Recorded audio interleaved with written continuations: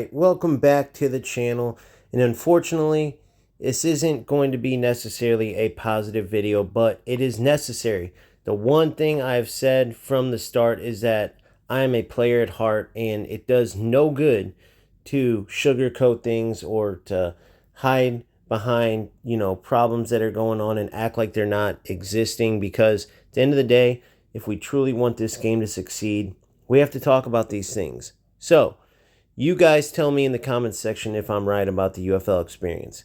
It started off as excitement. We turned it on, and yes, it wasn't a perfect game, but the excitement was based around the fact that there was another game besides EAFC, and they had done a pretty good job to make it fun right off the bat, and there's all these possibilities that they could add to the game. So this is just the beginning. We're here for the long haul, right? And we can say we are here at the very beginning, and we will just, who knows where it will go. The sky's the limit, right?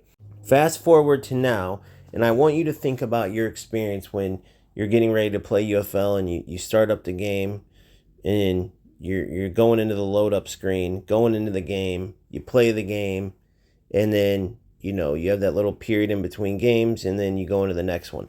Think about that whole process from getting ready to turn on the game either after a long day at work, a long day at school, or, it's Saturday, you wake up, get some breakfast in you, and guess what? You got the game all day, right? So what is your take on it now? You're excited still, you're dreading it, but you still want to play because, this is the game you decided to commit to over any other football game or any other game maybe.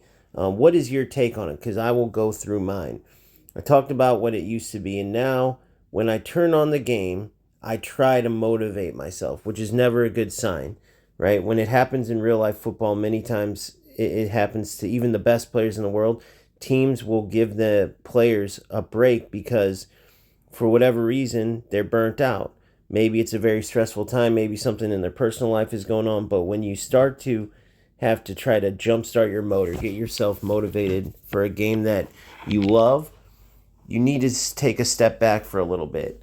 I'll give you an example. In basketball, Dennis Rodman was a player that played his best when he wasn't deep into the game. So, during the most important time of the year for the Chicago Bulls, as they're making a huge run with Michael Jordan, that whole thing, you can check this out, it's well documented.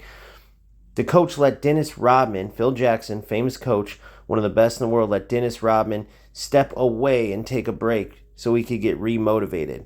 Now, the reason why I'm bringing that up with UFL is because it is still a brand new game, and now it is already stale. It already has the feeling of, I don't really want to play this right now. And I'm not saying that's every player, but I can only go off of the comments both on my channel, on other channels on Reddit, right? I can go off of how I feel as a player and the difference in when I used to turn the game on and now. So the burnout that Dennis Rodman felt could have been from pressure, could have been because he's great at basketball, but he doesn't really love it. I would say the burnout with UFL is a lack of trust in where the game can go. That's at least for me, right? I had all that excitement, and I fully backed Strikers to do a good job because the game they had released at their initial drop was great. So I had full trust in them. And since then, that trust has went away. So when I turn on the game now, I get the feeling of, what's the use, right? They're not going anywhere good. This is pretty much the downfall. And it's a terrible feeling, but I have to be honest. That is how I feel.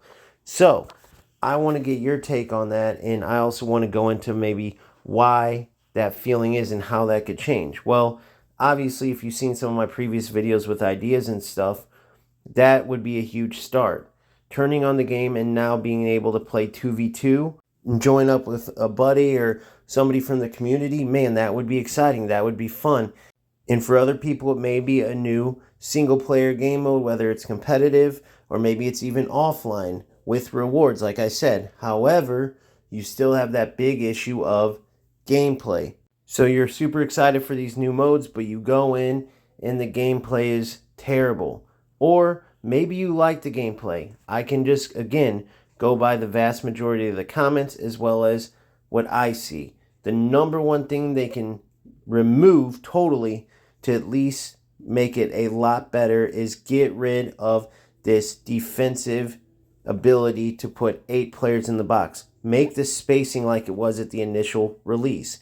Whatever you did to get to where it is now, reverse that back. Just the spacing. If for some reason you have to leave the AI assistance for defense where it's at, then go ahead. Allow players to keep pressing R1 and do the defending for them. But if you make the spacing between the backs, whether it's a 4-back, 5-back, or a 3-back, the spacing between the defenders is what's causing the biggest issue, the biggest headaches with the gameplay right now. So, I've already said that as well. Now let's assume they do that too. They fix the spacing and whatever else. The gameplay's fun. They have the new modes. We're having fun there.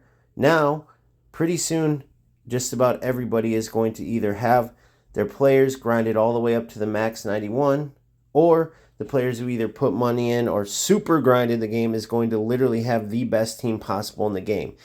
I did it with a matter of putting $200 in, and I was one of the top 20 players in the world, right? And I already had the very best team you could have, to the point where it was no longer exciting or even worth it to look at players anymore. So that must be addressed too. Now, if they reset all the way to the beginning or give you a new starter team or something, well, guess what? Then you're going to have the people who put money in extremely mad. So Strikers is just in a very difficult spot, and I wanted to point that out because I want this feeling to change. I want to not only release exciting content, but I want to release exciting content around the fact that when I turn on the game, I'm excited again and it's fun to play. The last stream I did where I had my 15 wins in Showdown, it was a blast. We couldn't wait as a community. All the people that were on that stream were so excited. I want to get back to that, and I know you all do too. So, do we believe that Strikers can push us at least towards that direction? And if so, when? To me, behind the scenes, Strikers is in panic mode because that's the sense that I'm getting from the game, but you wouldn't think it from their releases.